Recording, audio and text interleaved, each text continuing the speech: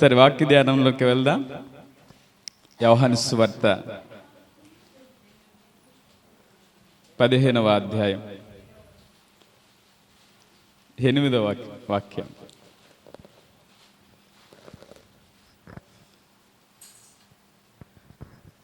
ఏడు 8 చదవండి. అయితే నా యందు మీరును మీ యందు నా మాటలను నిలిచి ఉండిన ఎడల మీకు ఏది ఇష్టమో అడుగుడి, అది మీకు అనుగ్రహించబడును. మీరు బహుగా ఫలించుట వలన నా తండ్రి మహిమపరచబడును. ఇందువలన మీరు నాకు శిష్యులగుదురు. చాలు, చిన్న ప్రార్థన చేసి వాక్యాన్ని ధ్యానం చేద్దాం. కృపగల తండ్రి, దాయగలిగినటువంటి దేవా, నీకు వందనాలు. వాక్యము మీది, మీరు మాతో మాట్లాడడానికి మీరు ఇష్టపడుతున్నందుకై స్తోత్రం. మీ మాటల చేత మమ్మల్ని తృప్తిపరిచి బలపరచుమని యేసు నామములో అడుగుతూ ఉన్నాము తండ్రి, ఆమేన్. యేసుక్రీస్తు వారు తన పరిచర్యలో సంఘం పట్ల ఎలాంటి ఉద్దేశాన్ని కలిగి ఉన్నారో ఈ అధ్యాయంలో, యోహాను సువార్త 15వ అధ్యాయంలో ఆయన మనకు తెలియచేశారు. సంఘానికి బైబిల్లో ఒక ముఖ్యమైన మూలవాక్యాలు కొన్ని ఉంటాయి. ఆ కొన్ని వాక్యాలలో ఈ 15వ అధ్యాయం సంఘానికి చాలా ప్రాముఖ్యమైనటువంటి అధ్యాయం. ఈ అధ్యాయంలో ప్రభు యొక్క రెండవ రాకడ కొరకు మనం ఏ విధంగా సిద్ధపడి ఉండాలో ఈ మాటలు మనకు తెలియచేస్తాయి. యేసుక్రీస్తు వారు మొదటి రాకడలో ఆయన వచ్చినప్పుడు సంఘ స్థాపన చేశారు.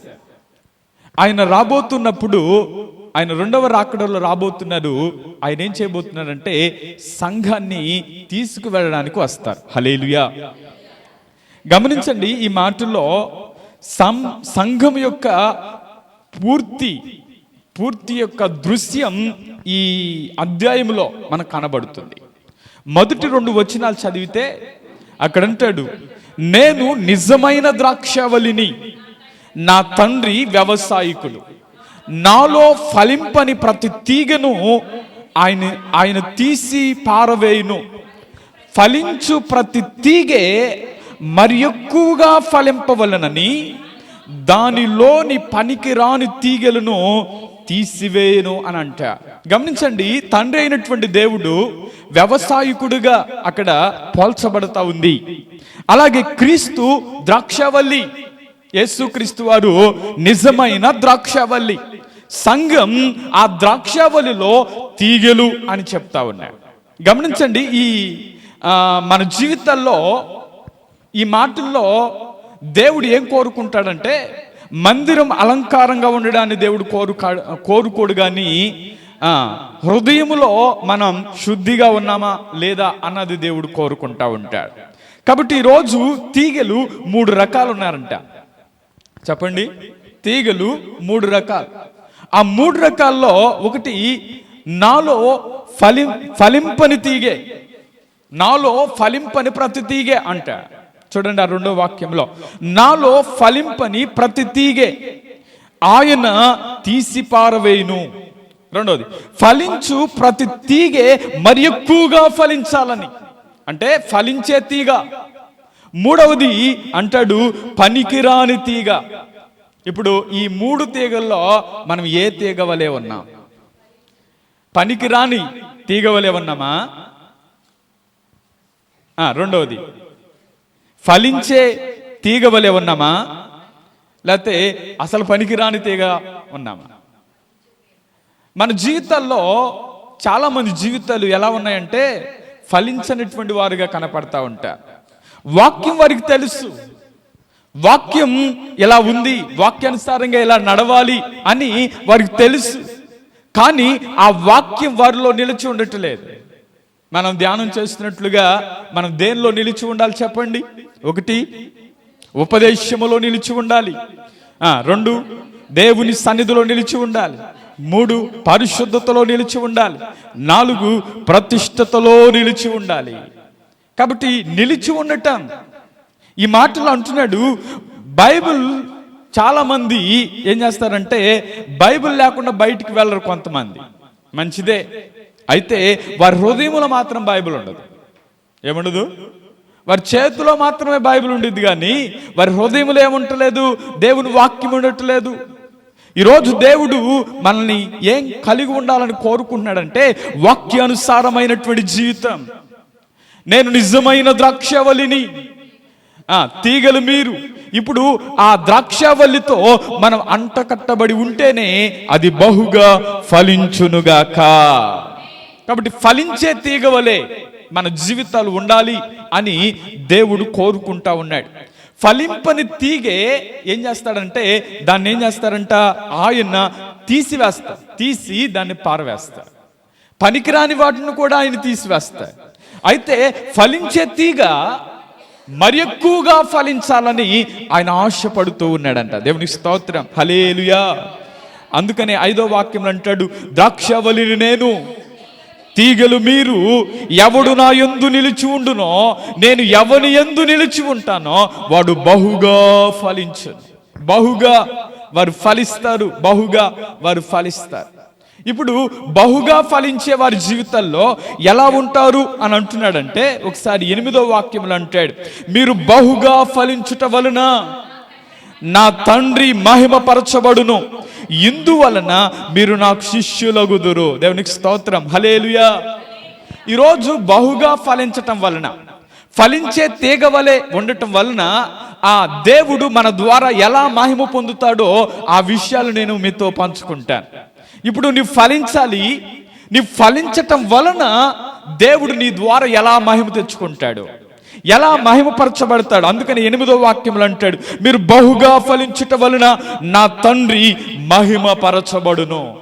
నీ ద్వారా ఫలించే తీగగా ఉంటే నీ ద్వారా దేవుడు మహిమపరచబడునుగాక.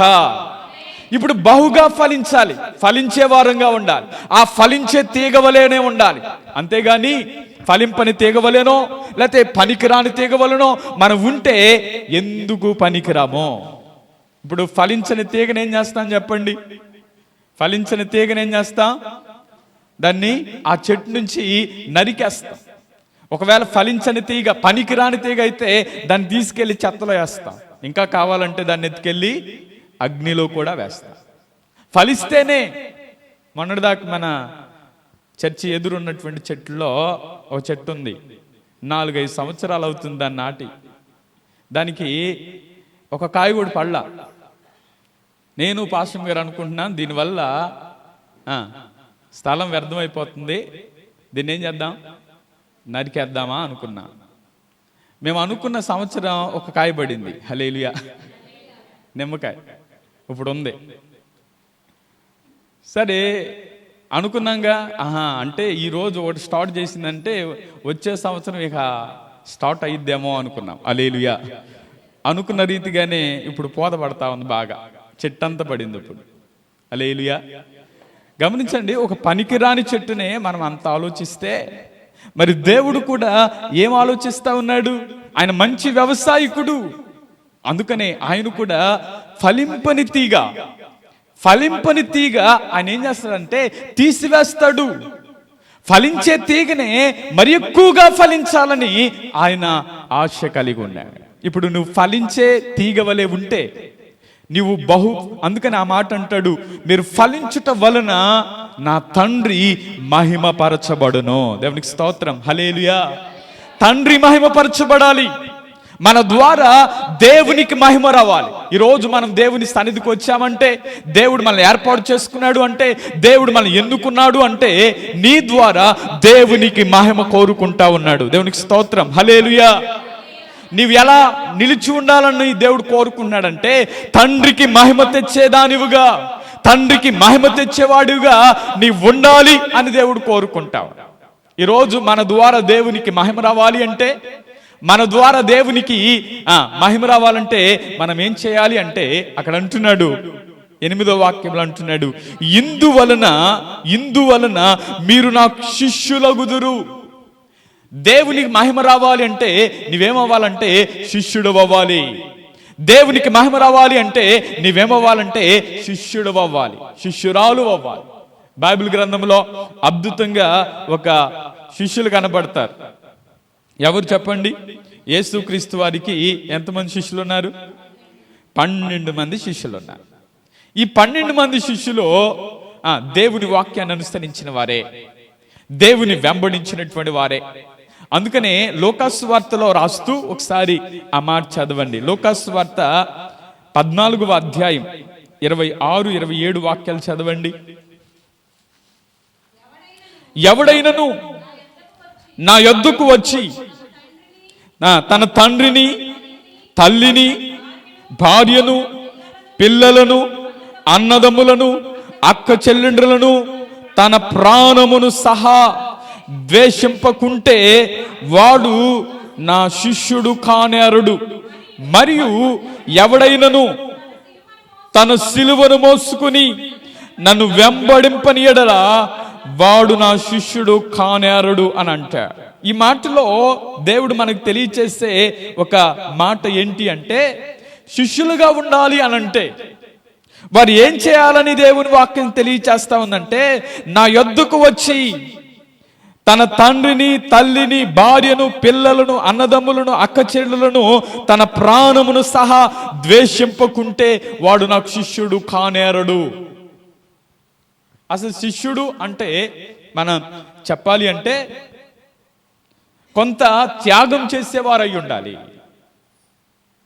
శిష్యుడు అంటే కొన్నిటిని విడిచిపెట్టేవాడై ఉండాలి. శిష్యుడు అంటే కొన్నిటిని అనుసరించేవాడై ఉండాలి. పేతురు గారిని దేవుడు పిలిచినప్పుడు సమస్తాన్ని విడిచిపెట్టి యేసయ్యను వెంబడించారు. హల్లెలూయా. వారికి పడవలు లేవా? ఉన్నాయి. వలలు లేవా? ఉన్నాయి. వాటిని విడిచిపెట్టి వెంబడించారు యేసయ్యను. ఈరోజు మన జీవితంలో కూడా అందుకనే ఒక మాట చెప్తాను, రక్షణ అనేది ఉచితమే. రక్షణ అనేది చెప్పండి ఉచితం. కానీ శిష్యరికం అనేది ఖరీదు.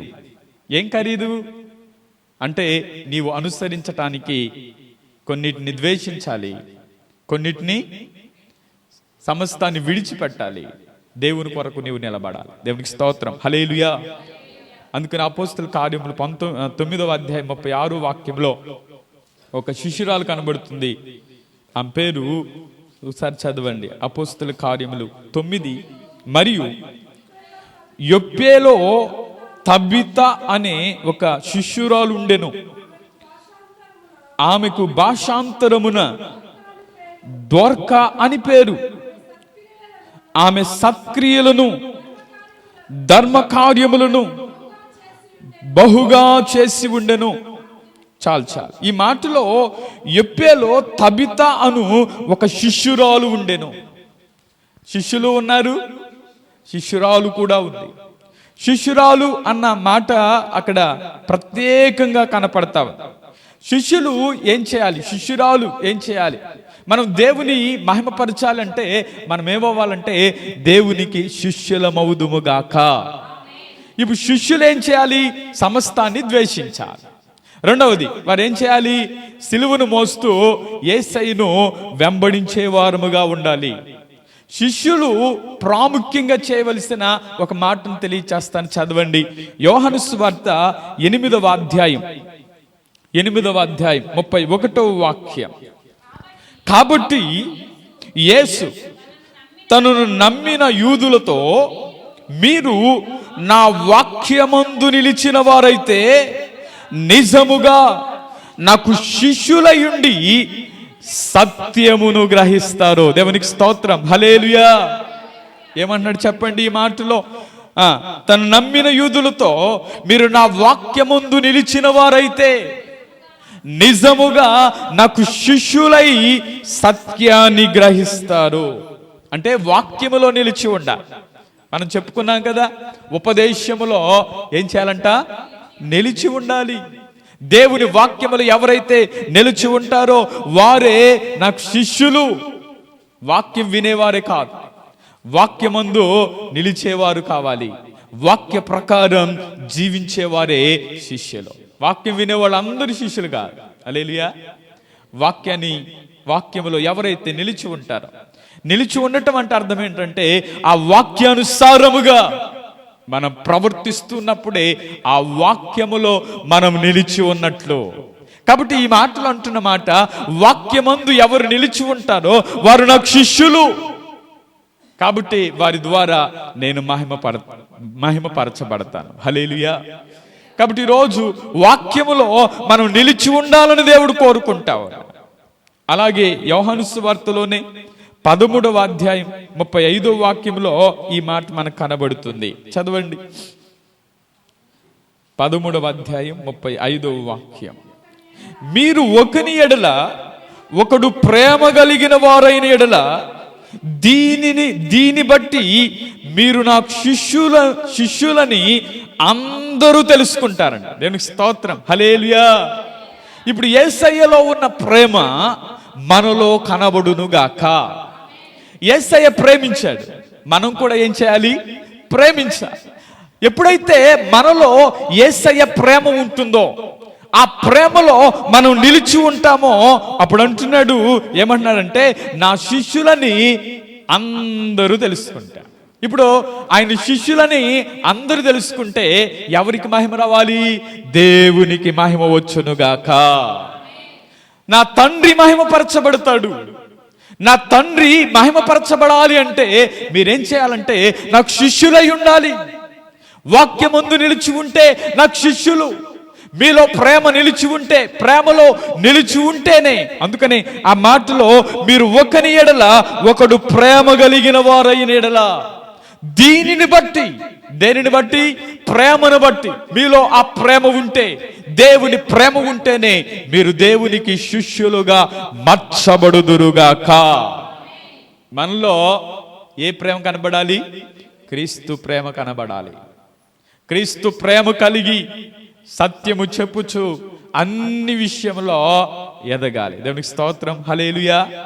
కాబట్టి క్రీస్తు ప్రేమ మనలో కనబడునుగాక. కనబడాలంటే ప్రేమించాలి. క్రీస్తు వలె యేసయ్య మనల్ని ఎంతగా ప్రేమించాడు తెలుసు కదా. ఎంత ప్రేమించాడు తెలుసు చెప్పండి? తన ప్రాణాన్ని ఇచ్చేంతగా కాదు, ప్రాణాన్ని ఇచ్చాడు. తన ప్రాణాన్ని మన కొరకు ఆయన ఏం చేశాడు? దారబోసాడు. ఆయన ప్రాణం ఇచ్చి మనల్ని ప్రేమించాడు. ఇప్పుడు ఆయన బిడ్డలముగా మనలో కూడా ఆ ప్రేమ కనబడునుగాక. ఆ ప్రేమలో నిలిచి ఉంటేనే అక్కడ అంటున్నాడు, ఏమంటున్నాడంటే మీరు నాకు శిష్యులై ఉంటారు. వాక్యములో నిలిచి ఉండాలి.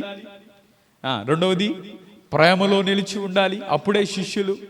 ఇంకోటి చెప్తాను, మూడవది ఏంటంటే ఫలించాలి. ఇందా మనం చదువుకున్న యోహాను సువార్త 15:8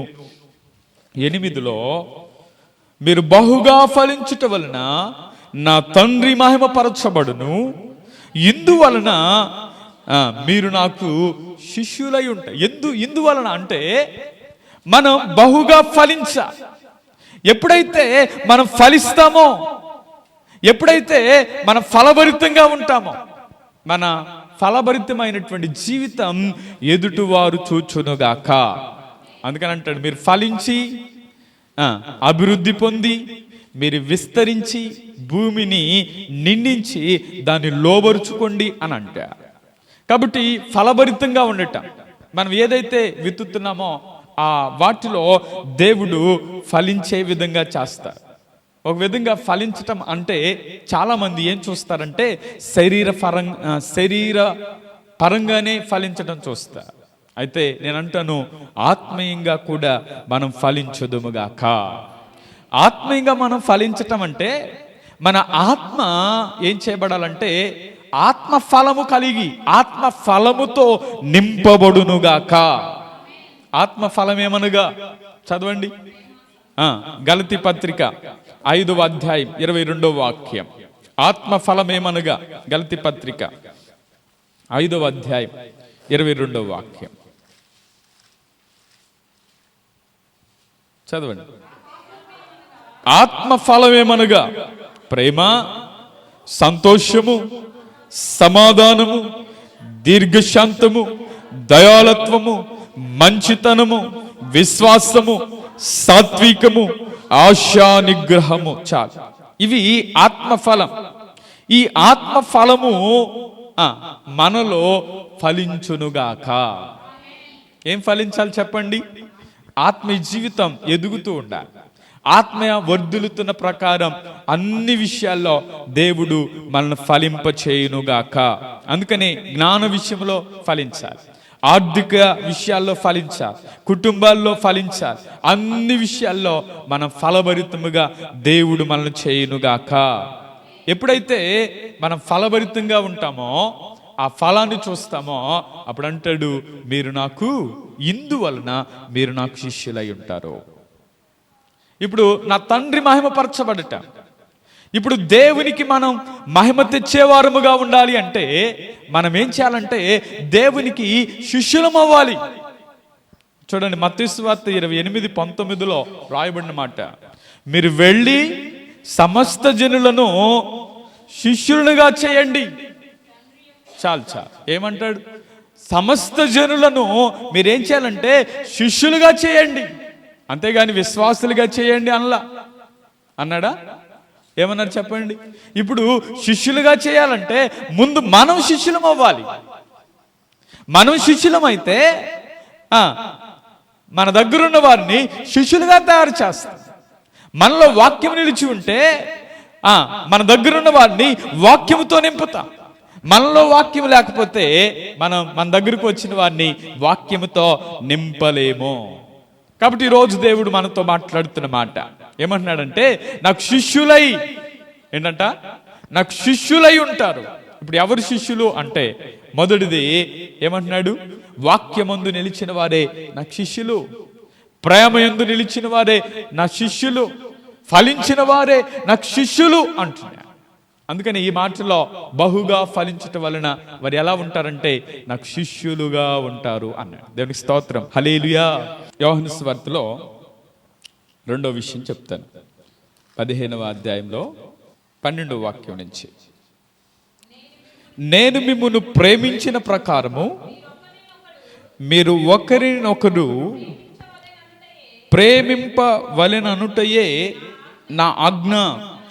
తన స్నేహితుల కొరకు తన ప్రాణము పెట్టువాని కంటే ఎక్కువైన ప్రేమ గలవాడెవ్వడునూ లేడు. నేను మీకు ఆజ్ఞాపించిన వాటిని చేసిన ఎడల మీరు నా స్నేహితులయ్యుందురు. దాసుడు తన యజమానుడు చేయు దానిని ఎరుగడు గనుక ఇక మిమ్మును దాసులని పిలవక స్నేహితులని పిలుచుచున్నాడు. దేవునికి స్తోత్రం, హల్లెలూయా. ఈ మాటలో దేవుడు అంటున్నటువంటి మాట, దేవుడు మన ద్వారా మహిమ పొందాలి అంటే మొదటిగా మనం శిష్యులం అవ్వాలి. దేవుడు మన ద్వారా మహిమ పొందాలి అంటే రెండవది మనము స్నేహితులం అవుదుముగాక. ఏం చెప్పండి? స్నేహితులు ఎవరు చెప్పండి? స్నేహితులు ఎవరు? ఇద్దరు కలిసి స్నేహం అనేది ఇద్దరు కలిసి సమ్మతించి వారు నడవాలి, అంతేనా? ఒకవేళ సమ్మతించకుండా ఒకరు ఒక మాట అంటే ఇంకొకరు ఇంకో మాట అన్నారు అనుకోండి, ఏమై చెప్పండి? ఎవరి దారి వాళ్ళది. ఈ రోజుల్లో చాలా మంది కూడా స్నేహితులుగా ఉన్నవారే కొంత దూరం అవడానికి కారణం ఏంటంటే ఈగోలు ఎక్కువైపోతా ఉన్నాయి. ఈగో అంటే తెలుసుగా, అదేదో ఈనో ఉంది కదా, ఈనో ఎందుకు వాడతారు? గ్యాస్కి. ఆ ఈనో వాడితే గ్యాస్ తగ్గింది. ఇప్పుడు ఈగో ఎక్కువైతే స్నేహం కోల్పోయింది. హల్లెలూయా. ఈగో ఎక్కువైపోతా ఉంది. నీకంటే నేను గొప్ప, లేకపోతే నీకన్నా నేనే గొప్ప అని. కొన్నిసార్లు స్నేహితులతో మనం ఏం చేస్తామంటే మన సమస్యలు పంచుకుంటాం.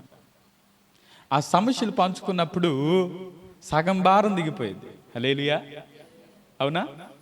దగ్గరగా ఉన్న స్నేహితులతో మనం పంచుకున్నప్పుడు సగం భారం దిగిద్ది. ఇంకా సగం భారం దిగాలంటే దేవుడైన స్నేహితునితో పంచుకుందుముగాక. అందుకని స్నేహం గురించి చెప్పాలంటే ఇది మనసుకు మనసుకు మధ్య వేసే మరుమల్లెల ఒక వంతెన లాంటిది అంటాడు. కాబట్టి స్నేహం అనేది మనసుకు సంబంధించింది కానీ శరీరానికి సంబంధించింది కాదు.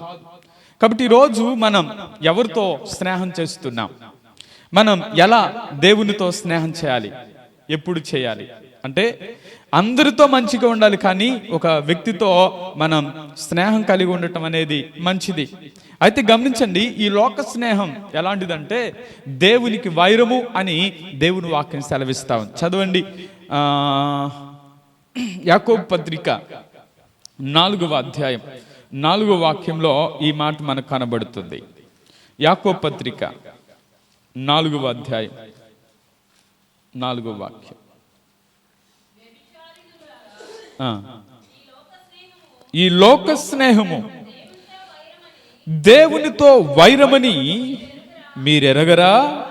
కాబట్టి ఎవడు ఈ లోకముతో స్నేహము చేయగోరునో వాడు దేవునికి శత్రువగును. చాలా ఈ మాటలో అంటున్నటువంటి మాట ఏంటంటే, ఈ లోకముతో ఎవరైతే స్నేహం చేస్తారో వారు దేవునికి శత్రువు.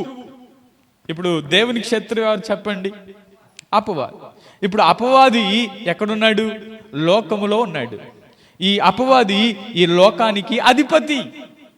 కాబట్టి దేవుడు అంటున్నాడు, ఈ లోకముతో ఎవరైతే స్నేహం చేస్తారో చేయగోరునో వాడు దేవునికి శత్రువు అవుతున్నాడు.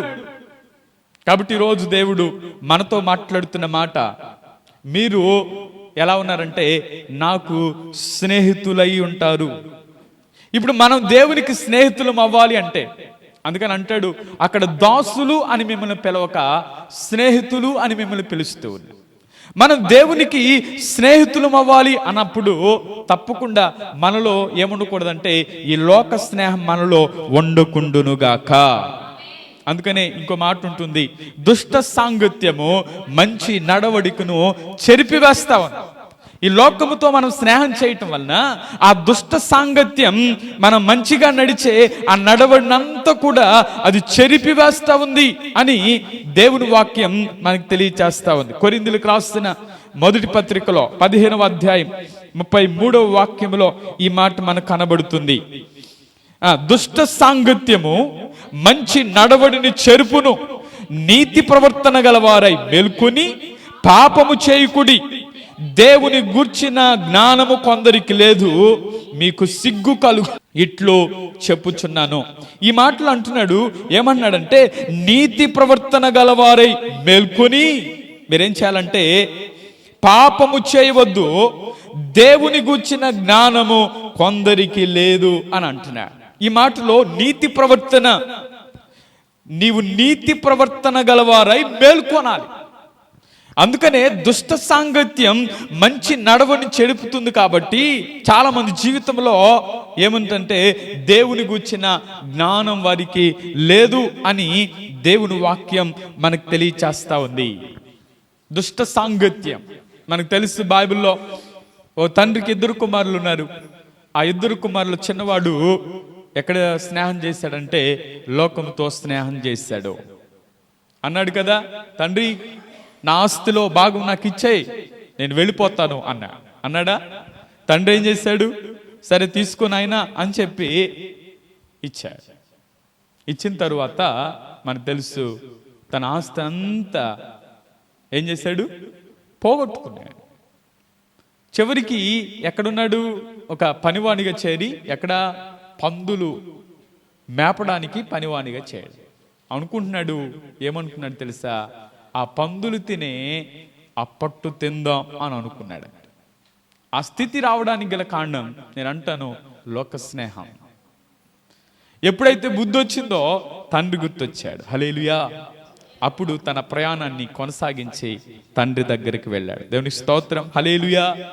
నిజమైన స్నేహితుడు ఏం చేస్తాడంటే విడువక ప్రేమిస్తాడు అని సామెతల గ్రంథం 17:17లో నిజమైన స్నేహితుడు విడువక ప్రేమించును అన్నారు. మన నిజమైన స్నేహితుడు ఎవరంటే యేసయ్యే. ఆ నిజమైన స్నేహితుడు మనల్ని ఏం చేస్తాడంటే విడువక ప్రేమించునుగాక. కాబట్టి మనం దేవునికి ఏమవ్వాలంటే స్నేహితులం అవ్వాలి. బైబిల్ గ్రంథంలో స్నేహితులు కనబడతారు. ఆ స్నేహితులు ఎవరంటే అబ్రహాము దేవునికి స్నేహితుడుగా ఉన్నాడు. ఇందా మనం చదువుకున్న యాకోబు పత్రికలో 2వ అధ్యాయం 23వ వాక్యంలో అబ్రహాం గురించి రాయబడుతున్నటువంటి మాట చదవండి. యాకోబు పత్రిక 2వ అధ్యాయం. అబ్రహాము దేవుని నమ్మెను, అది అతనికి నీతిగా ఎంచబడెను అను లేఖనము నెరవేర్చబడెను, మరియు దేవునికి స్నేహితుడని అతనికి పేరు కలిగెను. దేవునికి స్తోత్రం, హల్లెలూయా. ఈ మాటలో దేవునికి స్నేహితుడని పేరు పొందుకున్నాడు ఎవరు? అబ్రహాం. ఈరోజు మన జీవితాల్లో కూడా ఒకరోజు యేసుక్రీస్తు వారు పాపులతో కలిసి భోజనం చేస్తా ఉంటే ఈయన పాపులకు స్నేహితుడు అన్న. ఈరోజు మన జీవితంలో కూడా దేవునికి మహిమ రావాలి అంటే మన జీవితంలో ఏం కనబడాలంటే మనం దేవునితో స్నేహము చేయుదుముగాక. అందుకనే దేవుడు అంటున్నాడు, మిమ్మల్ని దాసులుగా పిలవక, మీరు ఫలిస్తే, మీరు నా యందు నిలిచి ఉంటే, నా ఆజ్ఞల ప్రకారం మీరు చేస్తే, అక్కడ అంటున్నాడు మిమ్మల్ని దాసులుగా పిలవక స్నేహితులని పిలుస్తున్నాను అంటున్నాడు. కాబట్టి మీరు నాకు స్నేహితులై ఉంటారు. ఎవరైతే దేవుని ఆజ్ఞల ప్రకారం జీవిస్తారో వారు దేవుని స్నేహితులుగా మార్చబడుదురుగాక. కాబట్టి ఈరోజు మన జీవితంలో దేవునితో స్నేహం చేయాలి. దేవునితో స్నేహం చేయటం అంటే దేవునితో సహవాసం చేయటమే, దేవుని మాట వినటమే. మనకు తెలుసు బైబిల్లో 2 స్నేహితులుగా వారు సమ్మతించి కూడి నడుస్తా ఉన్నారంట. హానోకు, యేసుక్రీస్తువా. 2 కలిసి నడుచుకుంటా వెళ్ళారు. దేవుని ఇల్లు దగ్గర అయింది, హానోకు ఇల్లు దూరం అయిపోయింది. అంటున్నాడు, నువ్వు ఇంటికి వెళ్ళు అంటే, లేదు ప్రభువా నేను నీతోనే వస్తాను అన్నాడంట. వస్తాను అంటే వద్దంటాడు దేవుడు. 2 కలిసి పరలోకానికి వెళ్ళిపోయారు. హల్లెలూయా. మట్టి శరీరంతో మహిమలోకానికి ప్రవేశించిన వ్యక్తుల్లో ఎవరున్నారంటే హానోకు ఉన్నాడు. కాబట్టి కొనుపోబడ్డాడు, స్నేహితుడిగా మార్చబడ్డాడు. ఈరోజు మన జీవితాల్లో కూడా నీ ద్వారా దేవునికి మహిమ రావాలి అంటే నీవేం చేయాలంటే దేవునికి ఏం చేయాలి? స్నేహితుడు అవ్వాలి. ఎప్పుడైతే దేవునికి స్నేహితుడు అవుతావో అప్పుడు దేవునికి మహిమ వచ్చునుగాక. ఒకటిది శిష్యులుగా ఉన్నప్పుడు మహిమ వస్తుంది, రెండవది స్నేహితులుగా ఉన్నప్పుడు దేవునికి మహిమ వస్తుంది, మూడవది చెప్పి నేను ముగిస్తాను. ఆ మూడవది ఒకసారి యోహాను సువార్తలో 15వ అధ్యాయం 26వ వాక్యం నుంచి మనం చదువుదాం. 15వ అధ్యాయం 26వ వాక్యం. తండ్రి యొద్ద నుండి మీ యొద్దకు నేను పంపబోవు ఆదరణకర్త అనగా తండ్రి యొద్ద నుండి బయలుదేరు సత్యస్వరూపి అయిన ఆత్మ వచ్చినప్పుడు ఆయన నన్ను గూర్చి సాక్ష్యమిచ్చును. మీరు మొదటి నుండి నా యొద్ద ఉన్నవారు గనుక మీరును సాక్ష్యమిత్తురు అని అంటారు. ఈ మాటలో మనకి దేవుడు నేర్పిస్తున్న ఒక మాట ఏంటంటే సత్యస్వరూపి అయిన ఆత్మ వచ్చి ఏం చేస్తా ఉంది? ఆయన నన్ను గూర్చి సాక్ష్యమిస్తూ ఉన్నాడు. ఇప్పుడు నీ ద్వారా దేవునికి మహిమ రావాలి అంటే మీరు మొదటి నుండి నా యొద్ద ఉన్నవారు గనుక మీరు కూడా సాక్ష్యం ఇవ్వాలి. హల్లెలూయా. ఇప్పుడు నీ ద్వారా దేవునికి మహిమ రావాలంటే నీవేం చేయాలంటే ఒక సాక్షిగా నిలబడుదువుగాక. ఇప్పుడు నీవే దేవునికి ఒక మంచి సాక్షి. నీవేం చెప్పాలి అంటే దేవుడు నీ జీవితంలో చేసిన మేలులు ఇతరులతో పంచుకోవటమే సాక్ష్యం చెప్పటం. నేనంటాను, చాలా మంది జీవితాల్లో మాటల ద్వారా చెప్పే సాక్ష్యం కంటే ప్రవర్తన ద్వారా చూపించే ఆ సాక్ష్యానికి విలువ ఎక్కువ. హల్లెలూయా, ఆమేన్. మన సాక్ష్యాన్ని ఎలా చూపించాలంటే మాటలతో కాదు, ప్రవర్తనతో. ఆమేన్. మన గురించి పక్కన వారు ఏం సాక్ష్యం చెప్తున్నారు? మన గురించి పక్కన వారు మంచి సాక్ష్యమే చెప్తున్నారా? ప్రార్థనకి వెళ్ళినప్పుడు మాత్రమేనండి వాళ్ళు అలా ఉండేది. ఇంటికి వెళ్ళిన తర్వాత అని అన్నారంటే నీ సాక్ష్యాన్ని కోల్పోయినట్టే. జాగ్రత్త. ఈ 2022వ సంవత్సరంలో నీ ద్వారా దేవునికి మహిమ రావాలి అంటే, లేకపోతే నా ద్వారా దేవునికి మహిమ రావాలి అంటే మనం ఏమవ్వాలంటే దేవుని శిష్యులం అవ్వాలి, దేవునికి స్నేహితులం అవ్వాలి. మూడోది, దేవునికి సాక్షిగా నిలబడుదుముగాక. ఒక వ్యక్తి కనబడతారు, బైబిల్లో చాలా మంది వారి సాక్ష్యాన్ని కాపాడుకున్నారు. హెబ్రీయులకు రాస్తున్నటువంటి పత్రికలో 12వ అధ్యాయం 1వ వాక్యంలో రాయబడిన మాట, ఇంత గొప్ప సాక్ష్య సమూహము మేఘము వలె మనలను ఆవరించి ఉన్నందున అని అంటే, ఈ మాటలో ఏమంటాడంటే, ఇంత గొప్ప సాక్షి సమూహం ఒక మేఘము వలె ఆవరించారు. ఆ సాక్షి సమూహం ఎవరు అంటే 11వ అధ్యాయంలో రాయబడిన ఆ విశ్వాస వీరులందరూ, వారందరూ దేవుని కొరకు నిలబడిన వారే. వారి జీవితాల్లో సమస్యలు రాలేదా? వారి జీవితాల్లో కష్టాలు రాలేదా? ఇరుకులు రాలేదా? వచ్చాయి. అయినా దేవుని కొరకు వారు నిలబడిన సాక్ష్య సమూహం. ఈరోజు మన జీవితాల్లో కూడా ఎన్ని కష్టాలు వచ్చినా, ఎన్ని ఇరుకులు వచ్చినా, ఎన్ని ఇబ్బందులు వచ్చినా నీవు దేవుని కొరకు నిలబడాలని దేవుడు కోరుకుంటూ ఉన్నాయి. కాబట్టి ఆ సాక్ష్య సమూహములో నీవు ఉందువుగాక.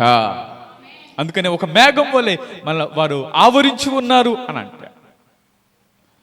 తిమోతి గురించి పరిశుద్ధ పౌలు గారు చెప్తూ తిమోతికి రాస్తున్న మొదటి పత్రికలో, కొంచెం ముందుకు రండి, తిమోతికి రాస్తున్న మొదటి పత్రికలో 3వ అధ్యాయం 7వ వాక్యంలో, మరియు అతడు నిందపాలై అపవాది ఉరిలో పడిపోకుండునట్లు సంఘమునకు వెలుపటి వారి చేత మంచి సాక్ష్యము పొందిన వాడై ఉండవలెను. దేవునికి స్తోత్రం, హల్లెలూయా. ఒక అధ్యక్ష పదవి ఆశించాలి అని అంటే, అధ్యక్ష పదవి అంటే ఒక సంఘంలో పెద్దలైనా, సంఘ సేవకుడైనా వాళ్ళు ఏం చేయాలో తెలుసా?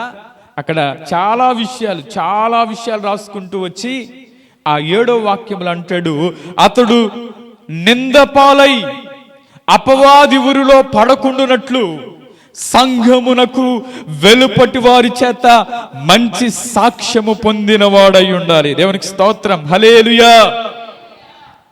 ఇప్పుడు సంఘములో మంచి సాక్ష్యం ఉండాలిగా ముందా? ఆమేన్. సంఘములో మంచి సాక్ష్యం ఉండాలి. సంఘం వెలుపల మంచి సాక్ష్యం. నేనంటాను, నీ జీవితంలో చాలా మంది ఇంట్లో పులి బయటేమో పిల్లంట. ఏది? కొంతమంది ఎలా ఉంటారు? ఇంట్లోనేమో ఇంట్లో పిల్ల, ఇంట్లో పులి, ఇంట్లోనేమో పులి, బయటేమో మేమంట, అంటే మెల్లిగా మాట్లాడతారు. ఇంట్లో మాత్రం కొంతమంది ఇంట్లో పిల్లి, బయటేమో పులి. సందర్భం వచ్చింది కానీ చెప్పాను. కానీ ఇక్కడ నేను చెప్పాలనుకున్న మాట ఏంటంటే, మనం సంఘములో ఎంత మంచి సాక్ష్యాన్ని కలిగి ఉన్నామో సంఘం వెలుపట కూడా అంత మంచి సాక్ష్యాన్ని కలిగి ఉందుము గాక. పౌలు గారు తిమోతి గురించి చెప్తాడు. నా శిష్యుడు, మంచి సాక్ష్యం పొందినవాడు అని అంటాడు. కాబట్టి మన జీవితాల్లో దేవుడు ఏం కోరుకుంటున్నాడంటే నీ సాక్ష్యాన్ని కోరుకుంటున్నాడు, నీ ప్రవర్తన కోరుకుంటున్నాడు. నీవు దేవుని కొరకు మంచి సాక్షిగా నిలబడుదువుగాక. అందుకని అంటాడు, వారు నాకు సాక్ష్యం ఇస్తారు, వారు నాకు సాక్షిగా నిలబడతారు. కాబట్టి దేవుని కొరకు నిలబడితే తప్పక దేవుడు మన జీవితంలో గొప్ప కార్యాలు చేయునుగాక. కాబట్టి దేవుని కొరకు మనం నిలబడాలి. సంఘములోనే కాదు, వెలుపటి వారు సంఘం బయట ఉన్నవారు మన గురించి ఏం మాట్లాడుకుంటున్నారు? మంచిగా మాట్లాడుతున్నారా? వారు ప్రార్థనకి వెళ్తారు, కానీ వారు ప్రార్థనకి వెళ్తారు కానీ అని అన్నారంటే దానిలో ఏదో గూనుంది అని అర్థం. మన సాక్ష్యం చాలా ప్రాముఖ్యమైనది. నేను అనుకుంటాను, మన సాక్ష్యం కాపాడుకోకపోతే మన జీవితానికి అర్థం లేదంటాను నేను. ఏం కాపాడుకోవాలి? సాక్ష్యం కాపాడుకొందుముగాక. సాక్ష్యం కాపాడబడాలంటే అందరి నోట మంచివాడు అన్న పేరు సంపాదించుకోవాలి. కానీ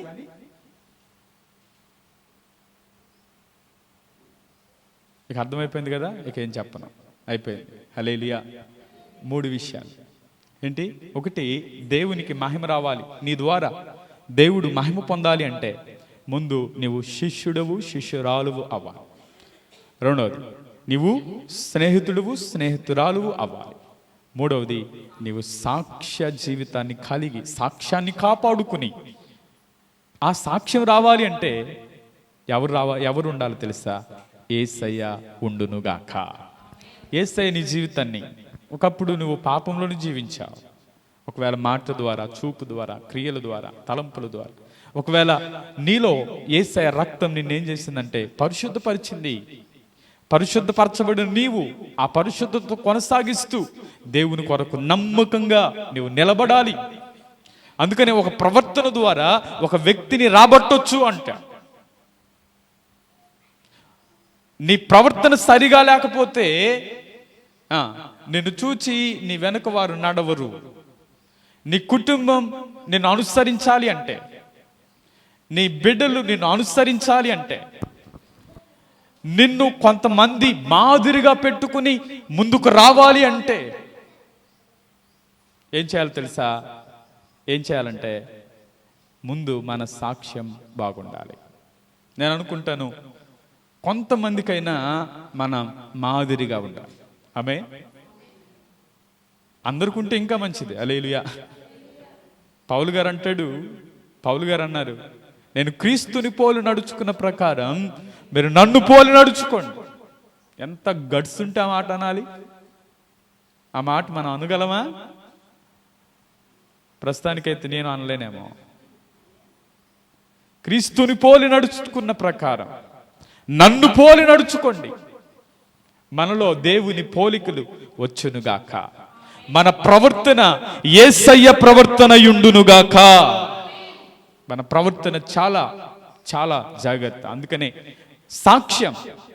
ఇప్పుడు బైబిల్ని తీసుకువెళ్ళి దేవుని సువార్త ప్రకటించని దినాలు వచ్చాయనుకోండి, రాబోతున్నాయి అనుకోండి, అప్పుడు నీవే ఒక పత్రిక అవ్వాలి, నీవే బైబిల్ అవ్వాలి. ఆమె అంటే నీలోనే దేవుని వాక్యం నిలిచి ఉండాలి. అంతగా నీ ఆత్మీయ స్థితి దేవుడు పెంచునుగాక. కాబట్టి అలా దేవుని కొరకు నిలబడదాం, దేవునికి సాక్షులుగా ఉందాం. అలా ఉండగలిగితే దేవుడు నీ ద్వారా మహిమ పొందుతాడు. అనేక మందికి దీవెనకరంగా దేవుడు నిన్ను మారుస్తాడు. అటువంటి కృప దేవుడు మనందరికి దయచేయునుగాక. ఆమేన్. అందరం తల ఉంచుదాం, కళ్ళు మూసుకుందాం. ఒక చిన్న తీర్మానం చేసి ప్రార్థన చేద్దామా? ఒక చిన్న తీర్మానం చేసి ప్రార్థన చేద్దాం. ప్రభువా, మీ సన్నిధిలో దేవా, ఈ పునరుద్ధానపు యొక్క ఆరాధనలో మీరు మాతో మాట్లాడిన ఈ శ్రేష్టమైన సమయాన్ని బట్టి స్తోత్రాలయ్యా. అవును దేవా, మీరు మాతో మాట్లాడిన ప్రతి మాటను బట్టి స్తోత్రం. మీరు బలపరిచే దేవుడా, మీరు బహుగా ఫలించుట వలన, ఇందువలనే మీరు నాకు శిష్యులుగా ఉంటారు. వాక్యములో నిలిచి ఉంటే, ప్రేమలో నిలిచి ఉంటే, ఫలిస్తూ ఉంటే, అప్పుడే నాకు శిష్యులుగా మీరు కనబడతారు. ఎప్పుడు నా స్నేహితులు అవుతారు అంటే, ఈ లోక స్నేహాన్ని విడిచిపెట్టి దేవునితో మనం సమయాన్ని గడుపుతూ ఉన్నప్పుడు, నీతి ప్రవర్తన కలిగి మేల్కొని ముందుకు సాగుతూ ఉన్నప్పుడే మనం దేవునికి శిష్యులముగా మార్చబడతాం. అలాగే దేవుని కొరకు సాక్షులుగా, ఇంత గొప్ప సాక్షి సమూహం ఒక మేఘము వలె ఆవరించారు. ఈరోజు దేవుని కొరకు ఒక మంచి సాక్షి సమూహములో ఆ పరిశుద్ధులైన వారి పేర్లు పక్కన మన పేర్లు కూడా ఉంటే ఎంత భాగ్యమో కదా. పరిశుద్ధత కలిగి మనం ముందుకు సాగిపోదాం. ప్రార్థన చేద్దాం. కృపగల తండ్రి, దయగలిగినటువంటి దేవానికి స్తోత్రాలు. యువదే కాలవేళ మీ పాదాల దగ్గరకు వచ్చిన ప్రతి బిడ్డను మీరు దర్శించమని ప్రార్థిస్తూ, నిన్ను మహిమపరిచే బిడ్డలుగా ఒక్కొక్కరిని వంచమని ప్రార్థిస్తున్నా. నీకు శిష్యులుగా, నీకు స్నేహితులుగా, నీకు సాక్షులుగా మీ బిడ్డలు నిలబెట్టమని ఈ మాటల చేత ఒక్కొక్కరిని తృప్తిపరిచి బలపరిచి, ఈ వాక్యం వింటున్న బిడ్డల జీవితాల్లో కూడా మీరే గొప్ప కార్యాలు జరిగించమని ప్రార్థిస్తూ, వారి ప్రవర్తన మంచిదై అనేక మందికి ఒక మాదిరికరముగా మీ బిడ్డలు ఉండడానికి సహాయం చేయమని యేసు నామములో అడుగుతున్నాము తండ్రి. ఆమేన్. మా అడ్రస్ పాస్టర్ శాంతిబాబు, షారోను ప్రార్థనా మందిరం, మాస్కో బజార్, కారంచేడు. మా ఫోన్ నెంబర్స్ 9951555037, మరి ఒక నెంబర్ 8317635573. మీ ప్రార్థనా అవసరతలకు సంప్రదించండి. తప్పక మీ కొరకు ప్రార్థిస్తాం. తప్పక దేవుడు మీ జీవితాల్లో కూడా గొప్ప కార్యాలు చేయునుగాక. God bless you. దేవుడు మిమ్మల్ని దీవించునుగాక.